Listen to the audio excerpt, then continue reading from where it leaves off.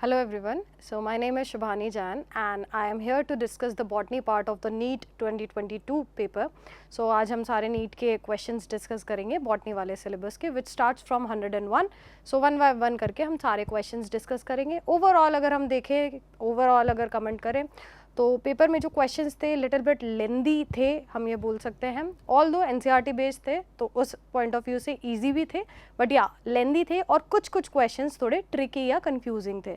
सो let's सी कैसे questions थे. Start करते हैं पहले क्वेश्चन से. 101, in all trees the greater part of the secondary xylem is dark brown and resistant to insect attack due to. तो overall इसमें पूछा है कि क्यों डार्क ब्राउन होता है एजाइलम वाला पार्ट, सेंटर वाला पार्ट, एंड उसके रीजंस यहाँ पे ऑप्शंस गिवन है और इनमें से सही वाले ऑप्शंस हमें ओवरऑल बताने हैं. सो सबसे पहली बात, जाइलम जो होता है टूवर्ड्स सेंटर होता है, फ्लोएम टूवर्ड्स पेरिफेरी होता है. तो इसका जो रीज़न होगा वो भी सेंटर वाले पार्ट से रिलेटेड ही होगा और हम ये बोल सकते हैं कि इसमें सेकेंडरी मेटाबोलाइट्स के डिपोजिशन की वजह से ही ये इंसेक्ट रेजिस्टेंट बनता है. So let's see the options. The first is a, secretion of secondary metabolites and their deposition in the lumen of vessels. तो वेसल्स में डिपोजिशन की वजह से सेकेंडरी मेटाबोलाइट्स के ये रीज़न एकदम सही है, yes. Next is deposition of organic compound like tannins and resins in the central layer of stem. तो ऑफकोर्स जाइलम सेंटर में प्रेजेंट है, सेंटर वाला पार्ट समझते ही हम यहाँ पे सेंटर वर्ड आ रहा है, दैट मीन्स ये भी जाइलम से रिलेटेड है and this option is also correct. So A and B options are correct. उसके अलावा deposition of suberin and aromatic substance in the outer layer, तो ये ऑप्शन गलत हो जाता है, आउटर में पेरिफेरी की तरफ नहीं है ये. Deposition of tannins and gums, resins, aromatic substance in the peripheral part, again periphery में, ये वाली चीज़ भी गलत है, फ्लोएम प्रेजेंट होता है. Presence of parenchymatic cells, functionally active xylem elements as an essential oil, तो ये वाला ऑप्शन भी इतना अप्रोप्रिएट नहीं है. सो ओवरऑल फर्स्ट ए और बी वाले करेक्ट है. तो लेट्स सी किसमें है. थर्ड ऑप्शन में ए और बी वाले ऑप्शन गिवन है, that means the correct option for this question is 3. Next है 102, read the following statement and choose the set of correct statements. इनमें से आपको करेक्ट स्टेटमेंट कौन कौन से हैं ये बताना है. इस तरह के क्वेश्चंस जो होते हैं लिटिल बिट लेंदी होते हैं क्योंकि आपको पहले सारे ऑप्शंस पढ़ने पड़ेंगे, then only you can give the correct answer. So euchromatin is loosely packed chromatin, तो यस यूक्रोमैटिन लूजली पैक्ड होता है, ट्रांसक्रिप्शनली एक्टिव होता है. हेटेरोक्रोमैटिन इज ट्रांसक्रिप्शनली एक्टिव, तो ये चीज़ गलत है, यूक्रोमैटिन ट्रांसक्रिप्शनली एक्टिव होता है. Histone octamer is wrapped by negatively charged DNA, तो ऑफकोर्स डीएनए जो होता है नेगेटिवली चार्ज होता है इन न्यूक्लियोसोम, तो ये बिल्कुल सही है. हिस्टोन के ऊपर ये जो नेगेटिवली चार्ज डीएनए है कॉइल अप होता है एंड ओवरऑल न्यूक्लियोसोम बनाता है. सो this option is also correct. Histone are rich in lysine and arginine. This option is also correct. So A, C and D are correct till now. A typical nucleosome contain 400 base pair of DNA helix. तो 400 नहीं होते students, 200 होते हैं. So again this option is also wrong. So overall यहाँ पे correct वाले statement पूछे हैं तो we came to the answer that is A, C and D. तो ए, सी, डी हमारे पास फोर्थ ऑप्शन में है. So fourth option is the correct one. Next है which one of the following statement is not true regarding gel electrophoresis technique. तो इसमें से कौन सा जेल इलेक्ट्रोफोरेसिस टेक्निक के अकॉर्डिंग नहीं है, सही नहीं है, ट्रू नहीं है. The presence of chromogenic substrate giving blue coloured DNA bands on the gel, तो ब्लू कलर्ड नहीं होता है. Very simple question. Orange, brightly orange colour के आपके बैंड्स देखने को मिलते हैं यूवी लाइट के एक्सपोजर पे. तो yes this option is absolutely wrong और इसमें नॉट ट्रू ही पूछा है तो आगे के ऑप्शन हमें रीड करने की जरूरत भी नहीं है. Correct answer is 1. नेक्स्ट है exoskeleton of arthropods is composed of. So overall किससे बना होता है, काइटिन से बना होता है. तो इसका बहुत सिंपल आंसर है एक्सोस्केलेटन होता है इंसेक्ट्स वगैरह में. ऑर्थोपोड्स जो होते हैं ये जॉइंटेड अपेंडेजेस वाले इंसेक्ट्स वगैरह होते हैं और इनके अंदर जो आउटर पार्ट में इनके स्केलेटन होता है इसलिए एक्सोस्केलेटन बोलते हैं और काइटिन का बना होता है जिसकी वजह से वो हार्ड कवरिंग ओवरऑल उनकी होती है ऊपर की तरफ. So yes chitin is the correct answer for this question. Next है मैच लिस्ट 1 विद लिस्ट 2. तो choose the correct answer from the option given below. तो यहाँ पे match the following sort of दिया हुआ है जिसमें ये अलग अलग फंक्शंस हैं और एलिमेंट के साथ आपको मैच करने हैं. यहाँ पे देख लेते हैं. एक्टिवेट्स द एंजाइम कैटलेस, तो ये काम कौन करता है, ये काम आयरन करता है. एनसीईआरटी लाइंस है सारी. required for germination, boron is required for germination, activate the enzyme for respiration, तो ये काम मैग्नीशियम करता है, and function in splitting of water during photosynthesis, photosynthesis के टाइम ओवरऑल ये वाला जो फंक्शन है that is perform by manganese. तो इसके हिसाब से अगर हम ऑप्शन देखें तो फोर्थ वन इज करेक्ट, ए का फोर्थ ऑप्शन है मैंगनीज, बी का थर्ड ऑप्शन है, बी का थर्ड एक्टिवेट्स मैग्नीशियम हमने ऑलरेडी लिखा हुआ है, सी का 2 ऑप्शन है बोरॉन का required for pollen germination, and last is D का 1 that is iron activates the catalase enzyme, as it is all the points are given in the NCERT. Next, DNA polymorphism forms the basis of, किस किस का basis है DNA polymorphism, तो DNA polymorphism यहाँ पे जल्दी से हम जेनेटिक मैपिंग टिक कर सकते हैं, मगर एक्चुअली NCERT में गिवन है क्लियरली जेनेटिक मैपिंग में भी हेल्प करता है DNA polymorphism, और DNA फिंगरप्रिंटिंग में तो ऑफ कोर्स करता है। सो यहाँ पे फर्स्ट ऑप्शन करेक्ट है, इसलिए जल्दीबाजी में नहीं करना है आंसर टिक्स, ऑप्शन अच्छे से पढ़ो and then only answer the given question. So इसका परफेक्ट आंसर बनता है फर्स्ट। नेक्स्ट है the gaseous plant growth regulator is used in plants to, तो गैशियस प्लांट ग्रोथ रेगुलेटर या जो फाइटो हार्मोन है कौन सा ऐसा गैशियस वाला है, पहली चीज़ ये हो गई, एंड देन किस लिए यूज़ में आता है, तो इथाइलिन गैशियस हार्मोन है हमें पता है या हमने एनसीईआरटी में पढ़ा है, and then it promotes root growth and root hair formation to increase the absorption surface, तो yes this is also this function is clearly mentioned in NCERT, तो इसका करेक्ट ऑप्शन है फोर्थ, सो 107 का fourth option is correct. Next है given below are 2 statement, statement 1 and 2, इसमें से आपको सही गलत वाले स्टेटमेंट बताने हैं। The primary CO2 acceptor in C4 plant is phosphoenol pyruvate and found in mesophyll cells, तो यस अगर हम बात करें C4 प्लांट्स में ऊपर की तरफ we have this pillar like cells, mesophyll cells, mesophyll cells, और नीचे की तरफ आपको मिलेंगे circularly arranged bundle sheath cells around the vascular bundle, तो ये जो बाहर की तरफ अरेंज्ड सेल्स हैं इनमें बेसिकली रुबिस्को प्रेजेंट होता है। रुबिस्को को अंदर इसलिए शिफ्ट करा जाता है क्योंकि रुबिस्को दैट इज CO का फुल फॉर्म होता है कार्बोक्सिलेज एंड ऑक्सीजनेज, तो ribulose bisphosphate carboxylase and oxygenase, तो ये कार्बोक्सिलेज एंजाइम की तरह भी काम कर सकता है, ऑक्सीजनेज एंजाइम की तरह भी, तो कार्बोक्सिलेज की तरह कब काम करता है, जब कंपैरेटिवली CO2 का अमाउंट ज़्यादा हो और टेम्परेचर वगैरह बहुत ज़्यादा ना हो, इस तरह से ये काम करता है। तो और अगर ऐसा नहीं होता तो ये ऑक्सीजनेज की तरह काम करने लगता है और ऑक्सीडेशन कर देता है। अगर इसका O वाला फंक्शन दैट इज ऑक्सीजनेज वाला फंक्शन डोमिनेंट हुआ तो ये कर देगा photo respiration, which is a wasteful process for the plant. तो इससे बचने के लिए अडेप्टेशन हुआ प्लांट्स में और उन्होंने ये C4 साइकिल डेवलप करी जिसके थ्रू वो CO2 को अंदर वाले सेल्स में ट्रांसपोर्ट कर देते हैं जहाँ पर रुबिस्को प्रेजेंट है, ना कि मीजोफिल सेल्स में। सो ओवरऑल ये अंदर की तरफ शिफ्ट करने की वजह से ओवरऑल जो है टेम्परेचर कंपैरेटिवली कम रहता है और जो फोटो रेस्पिरेशन है वो भी नहीं हो पाता, और रुबिस्को के पास अबंडेंट क्वांटिटी में सिर्फ क्या अवेलेबल होता है, CO2, ताकि वो उसी को ऑक्सीडाइज कर सके, उसी को यूज़ कर सके, ना कि ऑक्सीजन आए और ऑक्सीडेशन करे। So this is the reason ऐसा C4 प्लांट्स में हमें देखने को मिलता है। क्वेश्चन है C4 प्लांट्स में पेप मीजोफिल सेल में फाउंड होता है, तो यस C4 जो साइकिल है वो CO2 को ट्रांसपोर्ट करती है बंडल शीथ सेल्स तक और ये साइकिल शुरू हो जाती है मीजोफिल सेल में, और मीजोफिल सेल में ही हमें पेप मिलता है, शॉर्ट में इसको पेप बोलते हैं, फॉस्फोइनॉल पाइरुवेट। तो this option is correct, mesophyll cells of C4 plant lack RuBisCO enzyme in the अब इसमें से कौन सा ऑप्शन करेक्ट है ये हमें बताना है। तो C4 प्लांट्स में मीजोफिल में रुबिस्को नहीं होता, अभी अभी मैंने बताया रुबिस्को कहाँ प्रेजेंट है, in the bundle sheath cells. तो yes both the statement 1 and 2 are correct, तो इसका ऑप्शन थर्ड करेक्ट है।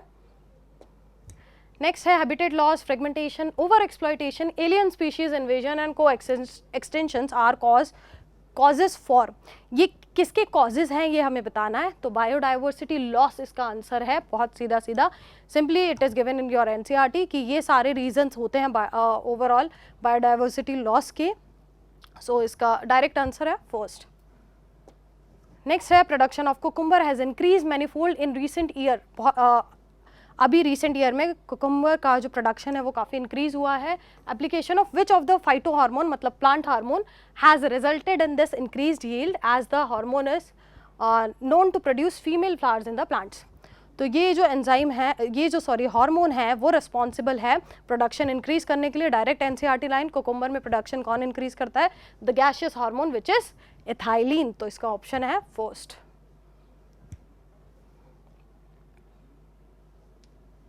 नेक्स्ट है the appearance of recombination nodules on homologous chromosome during meiosis कैरेक्टराइजेस. तो ये जो होमोलोगस क्रोमोसोम्स के बीच में रिकॉम्बिनेशन नोड्यूल बनता है वो क्यों बनता है? That is the question. So if we see this is the chromosome and यहाँ से अगर एक्सचेंज हो रहा है तो यहाँ पे रिकॉम्बिनेशन नोड्यूल बनती है और रिकॉम्बिनेज एंजाइम इसमें हेल्प करता है. So overall this is the site for crossing over. तो इसका करेक्ट आंसर हो जाता है answer 1, option 1. Which of the following is not a method of ex situ conservation. मतलब इसमें से कौन सा इन सी टू है? इनडायरेक्टली ये पूछा है. So national park direct NCERT में गिवन है इन सी टू, जहाँ पे सेम जगह पे कंजर्वेशन करा जाता है, ना कि दूसरी जगह पे ले जाके. So in C two that is national park. Which one of the following produces nitrogen fixing nodules on roots of ulnus? Non-leguminous plant ulnus में Frankia direct NCERT में given है. So Frankia is the correct answer for this. Which one of the following statement cannot be connected to predation? Predation से कौन सा option connected नहीं है? So both the interacting species are negatively impacted. तो predation में क्या होता है? एक बेनिफिट होता है, एक नेगेटिव, एक को नुकसान होता है, हार्म होता है. सिंपल एग्जांपल देखें लायन और डियर का. तो lion is the predator, deer is the prey. तो किसको फायदा है? लायन को. सो प्लस माइनस रिलेशन है. दैट मीन्स पहला वाला जो ऑप्शन है वो रॉन्ग है और इसमें कैन नॉट बी कनेक्टेड ही पूछा है, रॉन्ग ऑप्शन ही पूछा है. So answer 1 is the correct option for this. Next है the device which can remove particulate matter.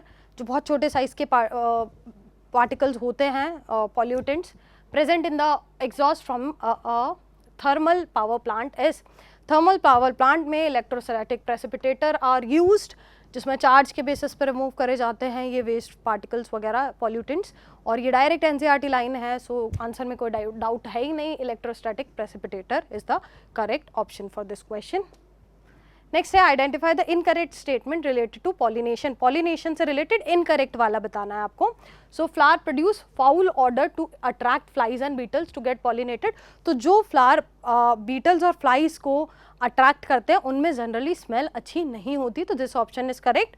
Next incorrect वाला पूछा है. ये चीज़ याद रखना, ये चीज़ें कई बार बहुत कंफ्यूजिंग हो जाती है और इसलिए बहुत सिली मिस्टेक है जिसकी वजह से क्वेश्चन गलत हो जाता है. सो क्वेश्चन ध्यान से पढ़ना. नेक्स्ट है moth and butterflies are the most dominant pollinating agent among insect. तो नहीं, ऐसा नहीं होता. एनसीईआरटी में क्लियरली गिवन है बीज आर द वन जो कि सबसे ज़्यादा पॉलिनेशन करती हैं. सो ये वाला है इनकरेक्ट ऑप्शन. बाकी भी देख लेते हैं. Water is quite rare in flowering plants. Yes. Wind is more common amongst the abiotic pollination. तो ये भी सही है.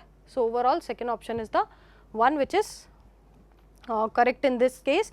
इनकरेक्ट वाला पूछा है, सो उस हिसाब से सेकेंड ऑप्शन इसका आंसर है.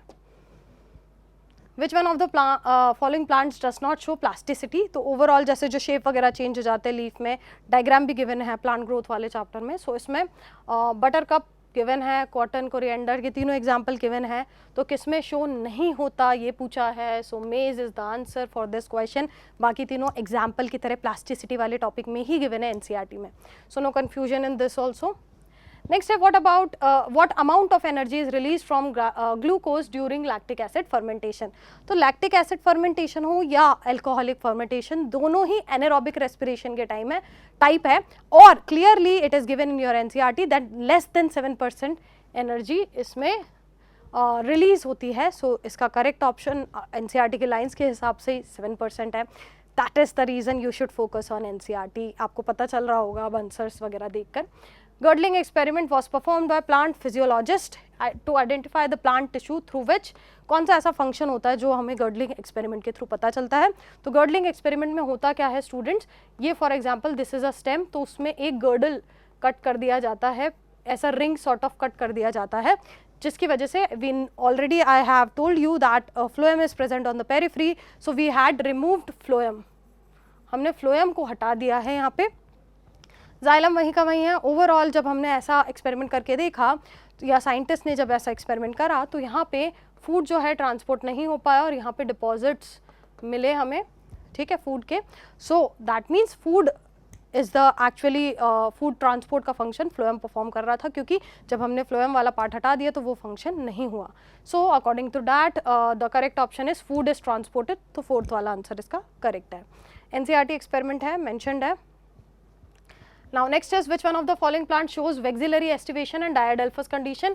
We already know P में ऐसा होता है, diadelphous that is 9+1 वाली condition, 2 bundles में stamens arranged होते हैं, whereas vexillary estivation में we have larger petal और petal इस तरह से standard जिसको बोलते हैं, अंदर की तरफ wings present होंगे और उसके अंदर की तरफ और छोटे कील प्रेजेंट होंगे जो कि फ्यूज्ड होते हैं। तो इस तरह का एस्टिवेशन होता है वैक्सिलरी एस्टिवेशन, और दोनों ही पी के कैरेक्टर हैं और पी का ही साइंटिफिक नेम है पाइसम सटाइवम। तो करेक्ट ऑप्शन जो इसका क्वेश्चन का है दैट इज फोर्थ वन।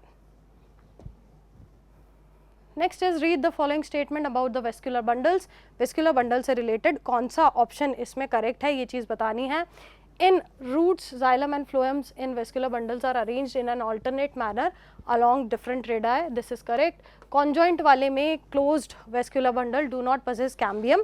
तो इस तरह से phloem and xylem are present, और अगर इनके बीच में cambium present नहीं होता तो उसको closed बोलते हैं, whereas अगर present हो तो हम conjoint open बोलते हैं। इसमें ये cambium आ जाता है बीच में, this is open and ये वाला closed है। सो कॉन्जेंट क्लोज में कैम्बियम नहीं होता, open vascular bundle cambium is present in between xylem and phloem, so ये ऑप्शन भी सही है। The vascular bundle of dicot stem possess endarch protoxylem, तो ऑल दो प्रोटोजाइलम नहीं जाइलम की कंडीशन होती है, बट ठीक है, इसको भी कंसिडर करा जा सकता है, डाइकॉट स्टेम में ऐसा ही होता है। And last is in monocotyledonous root usually there are more than 6 xylem bundles, तो पॉलीआर्क कंडीशन हमें मिलती है मोनोकॉट रूट में, जिसमें 6 बंडल से ज़्यादा होते हैं। So this option is also correct, all the options are correct, but ऐसा कोई ऑप्शन नहीं है। No, fourth is also not the correct option, ये बोनस वाला क्वेश्चन है। So according to our view इसका बोनस होना चाहिए क्योंकि सारे ऑप्शंस करेक्ट है। ये वाला आप कंसिडर कर सकते थे, ये ज़्यादा अप्रोप्रिएट नहीं है। प्रोटोजाइलम दिया, जाइलम की कंडीशन होती है endarch exarch, so but D वाला सब ऑप्शंस में गिवन है। So overall according to our view ये बोनस होना चाहिए।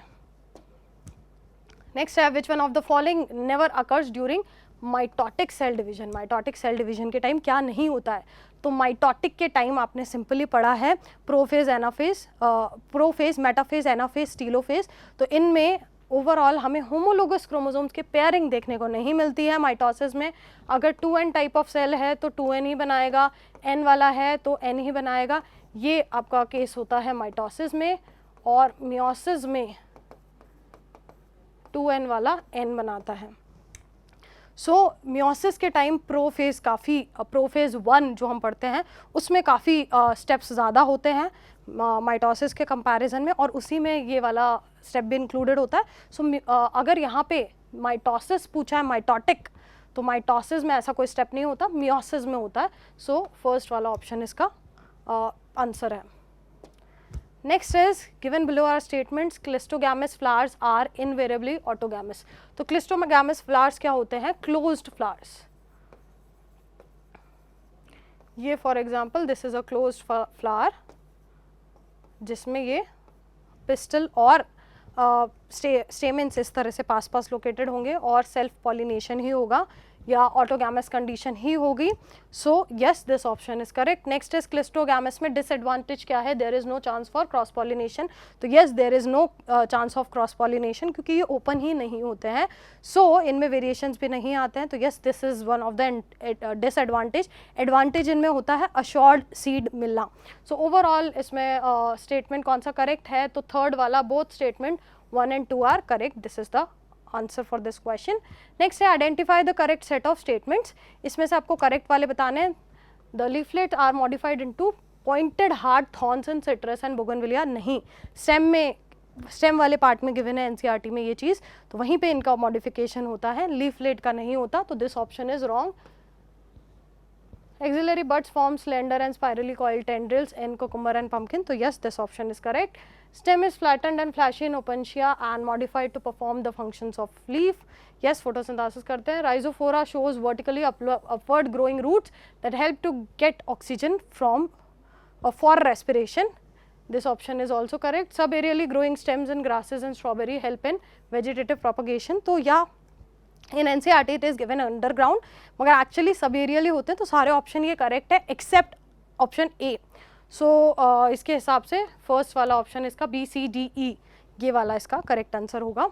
राइजोफोरा में भी आप अगर देखें हम तो इस तरह से नेगेटिव जियोट्रोपिज्म ये शो करते हैं, ऊपर की तरफ वर्टिकली अपवर्ड ग्रो करती हैं, जिसमें पोर्स होता है गैसियस एक्सचेंज के लिए. और ये गैसियस एक्सचेंज के लिए इस तरह का मॉडिफिकेशन इसलिए होता है क्योंकि मडी एरिया में, ये स्वाम्पी एरिया में प्रेजेंट होते हैं, वहाँ पे एक्सचेंज नहीं कर पाते, इसलिए राइजोफोरा में इस तरह का मॉडिफिकेशन देखने को मिलता है. तो उस पॉइंट ऑफ व्यू से देखा जाए तो सारे ऑप्शंस करेक्ट है एक्सेप्ट वन. सो इसका आंसर है BCDE. नेक्स्ट है XO type of sex determination can be found in grass hoppers. जो ग्रास हॉपर्स है उनमें मेल में सिर्फ एक ही एक्स क्रोमोसोम होता है, तो उनका जो टाइप ऑफ सेक्स डिटर्मिनेशन है XO या X0 कंसिडर करा जाता है. So yes, the correct option for this is first, grass hopper. Next है हाइड्रोकोलाइड कैरागीन इज ऑब्टेन फ्रॉम.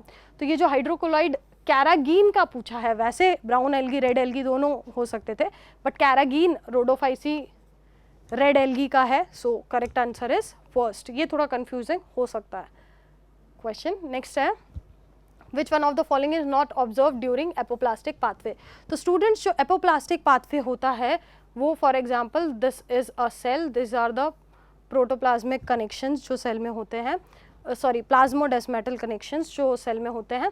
तो जो सेल वॉल है, सेल वॉल वाले पोर्शन के थ्रू, डेड वाले पोर्शन के थ्रू, या हम बोल सकते हैं इंटरसेल्युलर स्पेसेस के बीच में से जो मूवमेंट होगा उसको हम एपोप्लास्ट बोलते हैं. लिविंग पार्ट में से, साइटोप्लाज्म में से होता है तो उसको हम सिम्प्लास्ट बोलते हैं.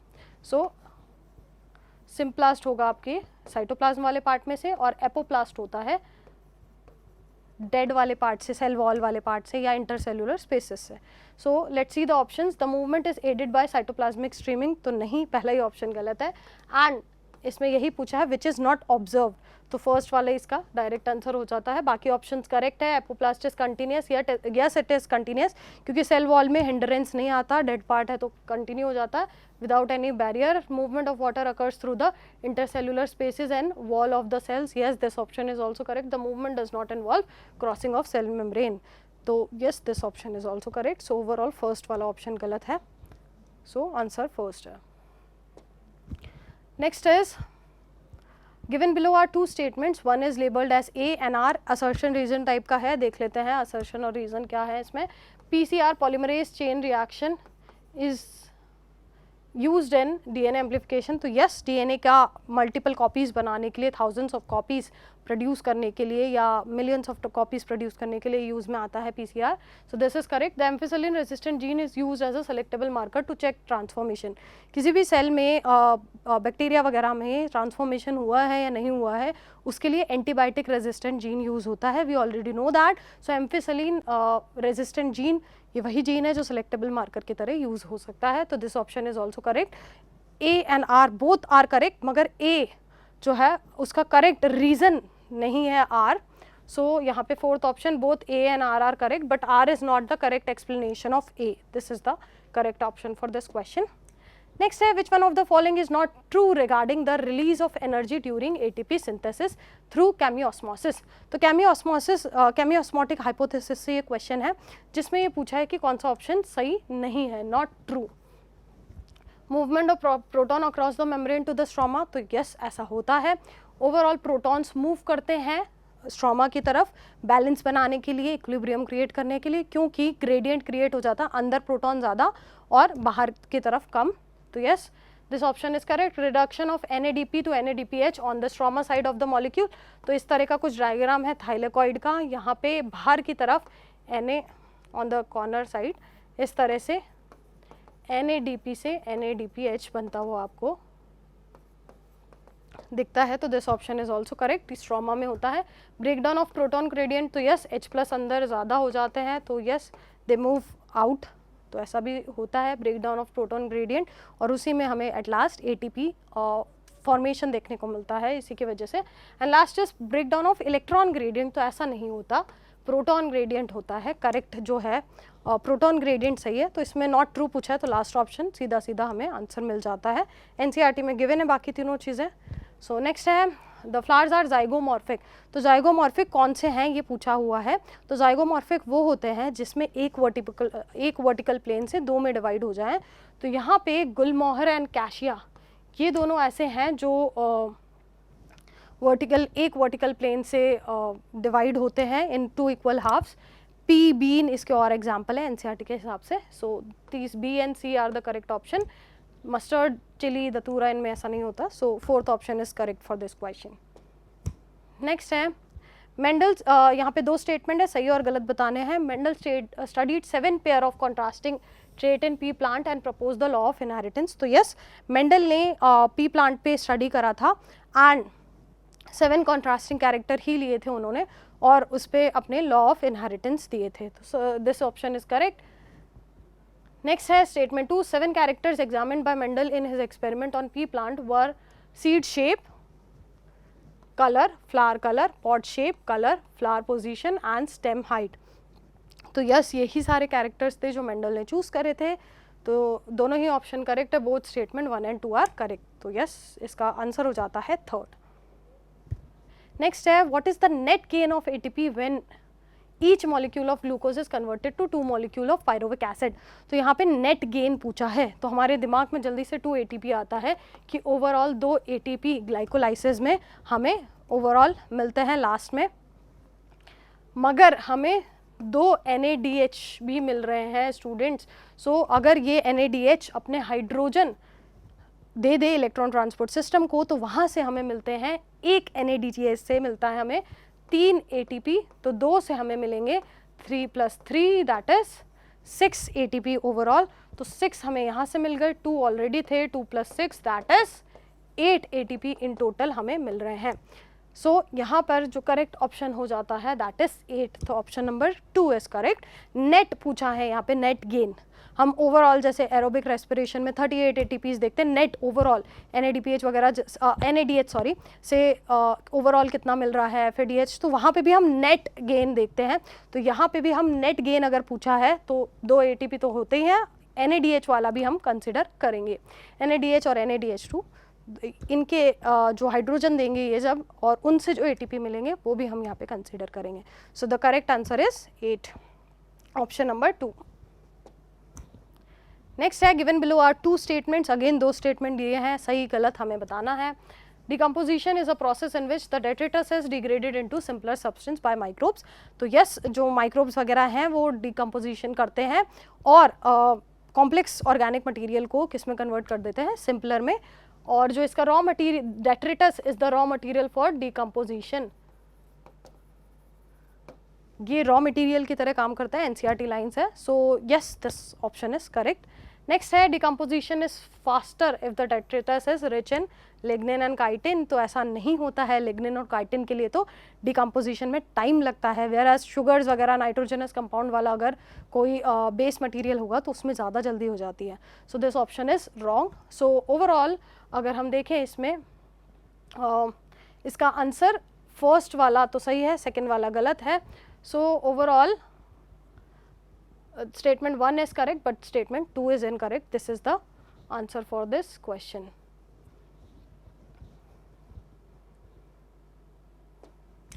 Next है the process of translation of mRNA to protein begins as soon as.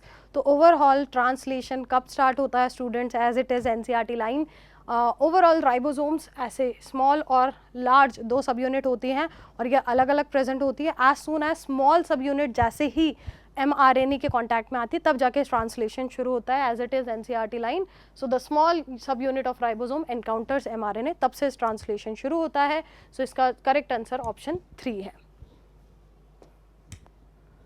Which of the following is incorrectly matched. तो इसमें से इनकरेक्टली मैच्ड कौन सा है, that is option number 4 Ulothrix and mannitol. इसका डायरेक्ट आंसर है Ulothrix जो है ग्रीन है, whereas mannitol brown algae में स्टोर्ड प्रोडक्ट होता है, mannitol laminarin. So according to that this option is mismatched या इनकरेक्टली मैच्ड. सो ऑप्शन 4 इसका करेक्ट आंसर है.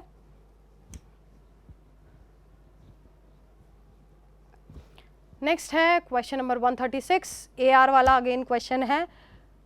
Mendel's law of independent assortment does not hold good for the genes that are located closely on the same chromosome.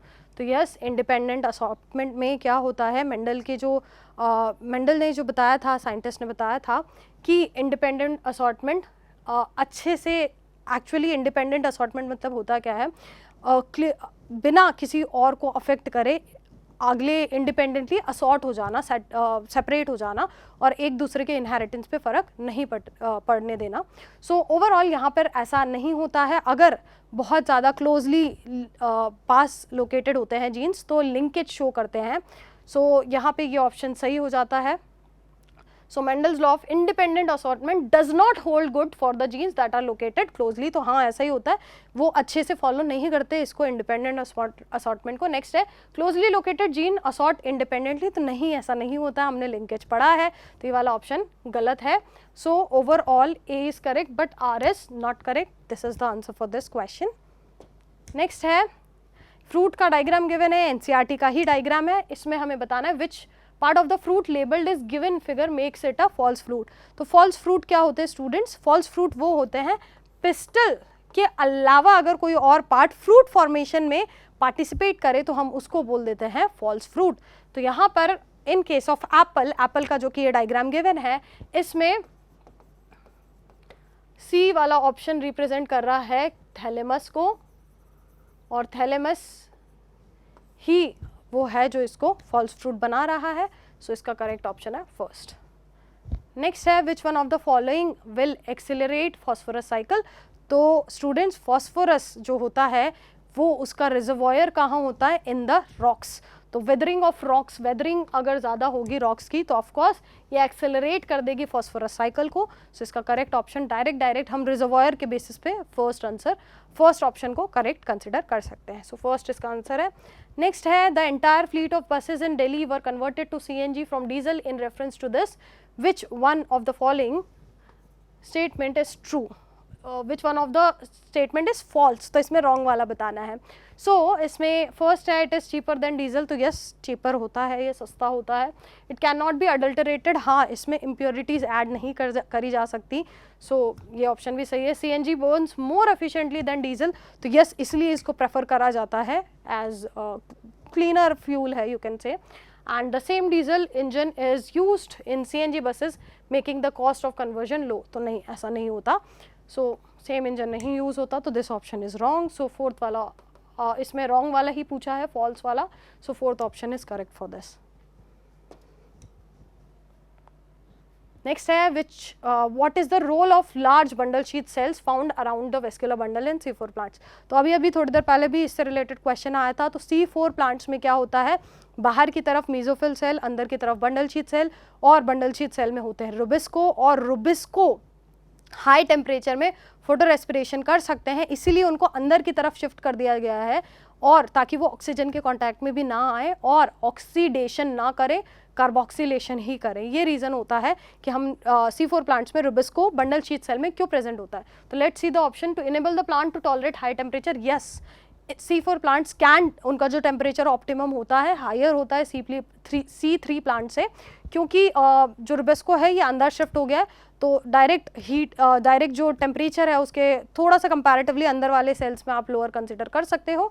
So option first is the correct one, and बाकी option हमें direct सबसे पहला वाले ही correct है, तो बाकी पे हमें डिस्कस करने की ज़रूरत नहीं है. So the first one is correct for this. Next है transposon can be used during which of the following. तो इनमें से किस में यूज़ करा जा सकता है? तो जो ट्रांसपोजोन्स है, जंपिंग जीन्स बोला जाता है. These are the jumping genes. ये जो जंपिंग जीन्स होते हैं ये ओवरऑल जीन साइलेंसिंग में काम आते हैं. जीन को अपना फंक्शन ना करने देना, DNA को अपना एक्सप्रेशन ना करने देना, दैट इज जीन साइलेंसिंग. तो RNA इंटरफेरेंस का जो फिनोमेना है वो हमने पढ़ा है, उसमें ये जंपिंग जीन्स यूज़ में आते हैं. सो उसके बेसिस पे हम कह सकते हैं gene silencing is the one जिसमें आपको ट्रांसपोजोन्स यूज आते हैं. So the fourth option is correct for this. Next है which one of the following occurs due to the presence of autosome linked dominant trait. तो autosome linked पूछा है students यहाँ पे. तो ये सब पहली बात रेसेसिव वाले हैं, और ये वाला for example this is 6 linked recessive, ये ऑटोजोमल रेसेसिव है, तीनों ही रेसेसिव है. माइटोनिक डिस्ट्रॉफी जो जिसमें मसल्स वगैरह वीक हो जाती है, ये एक ऑप्शन है which is autosomal linked dominant. तो फोर्थ ऑप्शन इसका करेक्ट हो जाता है.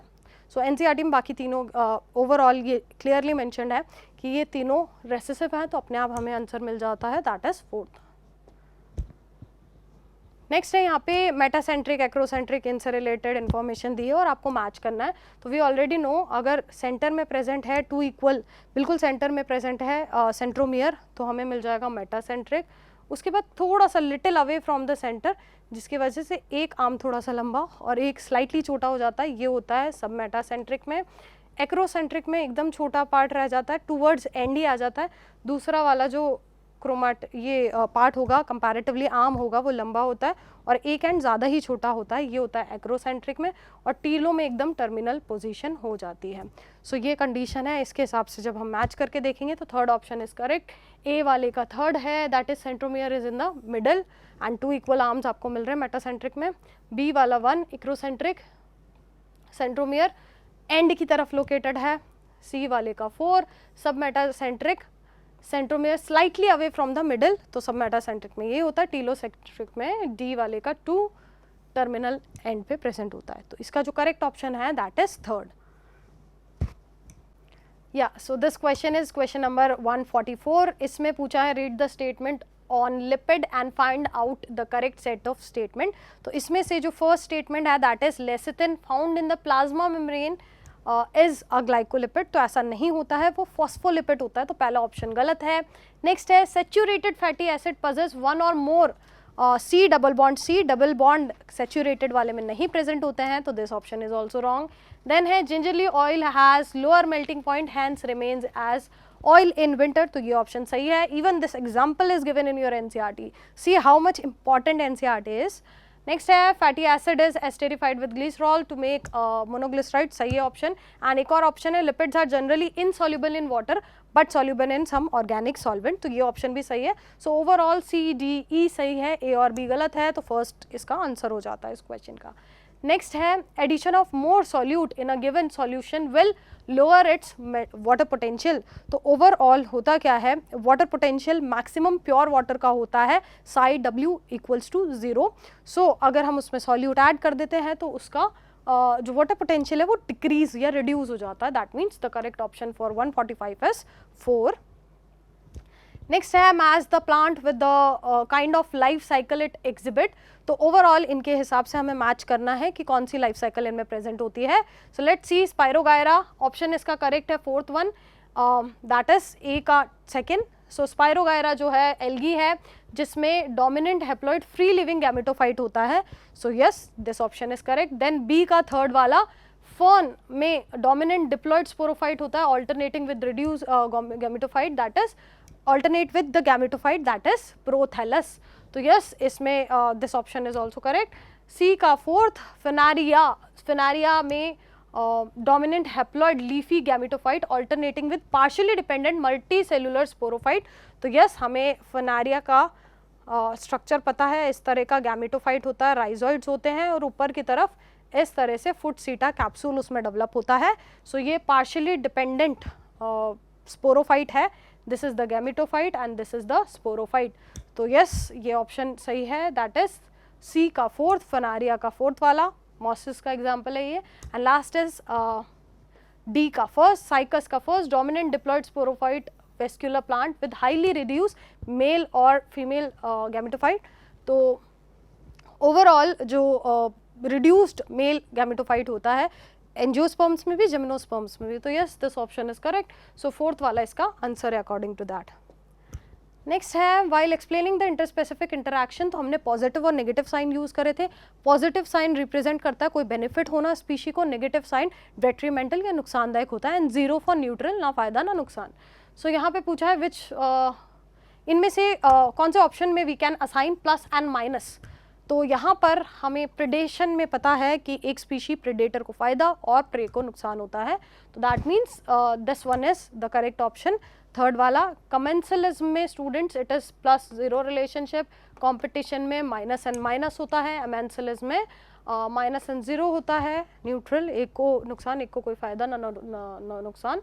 So overall predation that is plus and minus, this is the correct option, third. Okay, we are moving towards the end. 2-3 question और बचे हैं. Let's discuss this also. In the palindromic base sequence of DNA, which one can be cut easily by particular restriction enzyme?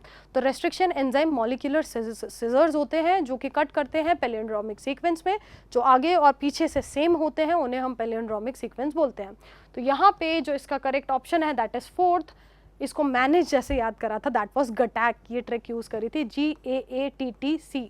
और यहाँ पे इसका reverse भी अगर हम देखें तो GAATTC.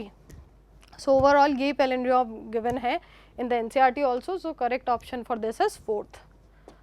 नेक्स्ट है 149. If a geneticist uses the blind approach for sequencing the whole genome of an organism, followed by assigning of functions of different segments, सारे होल की सीक्वेंसिंग करी है जेनेटिक मटेरियल की एंड देन उसमें function assign करे हैं, तो ये मेथोडोलॉजी क्या बोलते हैं इसको?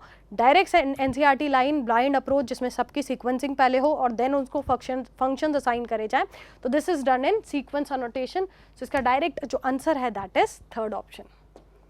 लास्ट है, this is the last question of your botany paper, NEET 2022.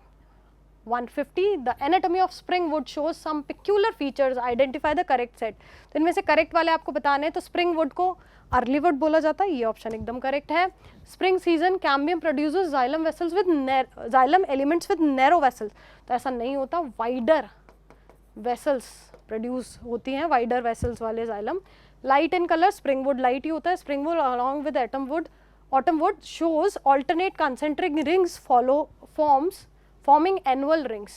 And last is lower density. तो यस, ये जो डी ऑप्शन है जिसमें हमें पता है एनुअल रिंग्स कैसे बनती है, लाइट एंड डार्क कलर की रिंग्स स्प्रिंग और ऑटम वुड की वजह से, और ओवरऑल ये दोनों रिंग मिलाकर एक एनुअल रिंग बनाती हैं जिसकी मदद से हम age of the tree find out कर सकते हैं. तो this option is also correct.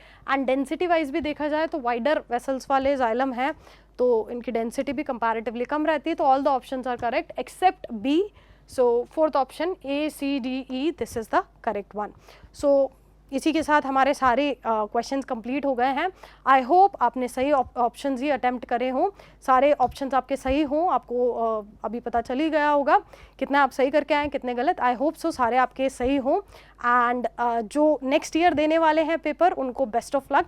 And I hope आपको NCERT का इम्पोर्टेंस पता चल गया हो और आप NCERT प्रायोरिटी पे करें. एंड यस, थोड़ा बहुत 10% आप ज़्यादा भी पढ़ेंगे तो बेनिफिशियल होगा, but priority should be NCERT. And let's see next time कैसा पेपर आता है. अभी पेपर वाज मॉडरेट क्योंकि क्वेश्चंस थोड़े बहुत आप लेंदी बोल सकते हो इसलिए थोड़े टफ थे, otherwise it was kind of okay paper. And पिछले बार के मुकाबले या इट वाज लेंदी तो टाइम भी इस बार ज़्यादा था. सो या this was about the paper. And okay, thank you.